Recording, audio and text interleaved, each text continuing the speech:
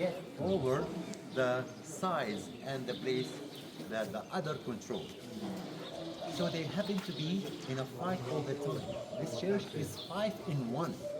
Inside we have a Catholic shuttle, a Greek Orthodox, Armenian, Syrian Orthodox, and Coptic Orthodox, each shuttle by itself. And they organize the relationship in between them according to a status quo, and rules and laws organize the relationship in between them. And the country which rule are ruling over them. But they have their inner rules and laws. The church that you are looking at right now, it's not the very original building. The original building being built by Queen Helena, mother of Constantine, the first Christian empire.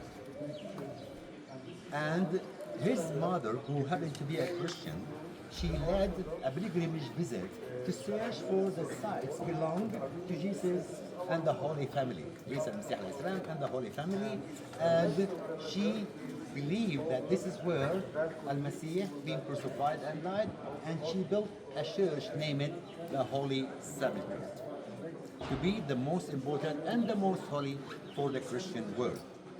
Later on, it had been destroyed, have been renovated several times, but the major time it was the time of the Crusaders, so 12th century. So most of what you see goes back to the 12th century, except the very top.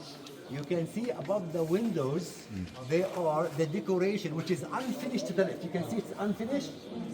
Look to the left, it's unfinished decoration, and the system and the style of it, which is very actually amazing. It's look different than the rest of the building.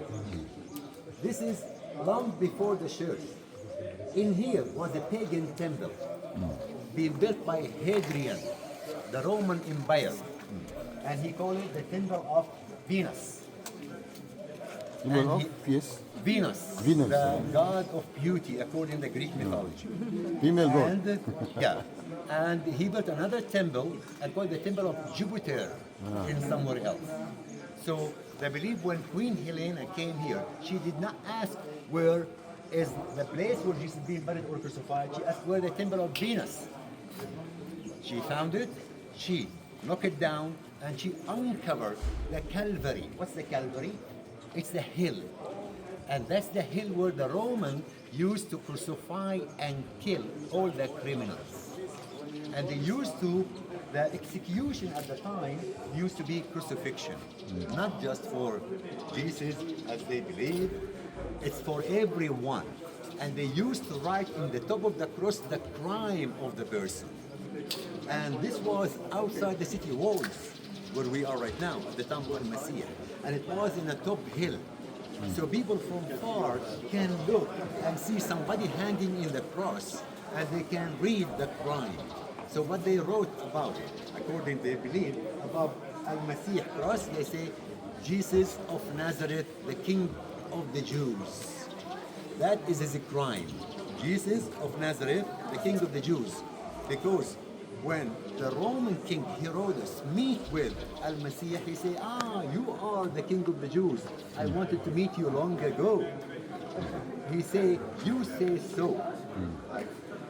He say, you are the king, and he say, you say so. So that's why they consider it as a crime. Nowadays, no one in London can go and claim, I am the King of England. Charles would be upset if it did. But the person will be taken to a mental hospital and say, go home. He will not be killed. No, at that time, no. To claim the title of a king is a crucifixion.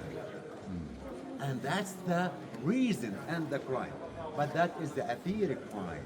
But what is behind the crime is the Jews who don't want to follow the truth. They prefer the false, which gets them their interest in the way they want. So they were after him, and they complained to the Roman. The Romans say, like, he is one of you. Why didn't you kill him according to the Jewish law? But they understand if they kill him according to the Jewish law, that will create a division in between people and so on. So they want to just get it out of their shoulders and get the responsibility to the Roman. And that's why they say the Roman killed him. But they were actually like an autonomy, and they have their own prisons, they have their own system, their own rules, and they kill lots of their criminals by themselves, except this case. So the church have been renovated, as I mentioned, several times, and when the Crusaders built it the way you see it, they took some of the stones and the columns and the decoration from the pagan temple, which was built at the year 125 AD, and that's what we see above there. So that is the oldest part of the church. So the oldest part of the church is from outside, not from inside. And you can see the leather. You see it?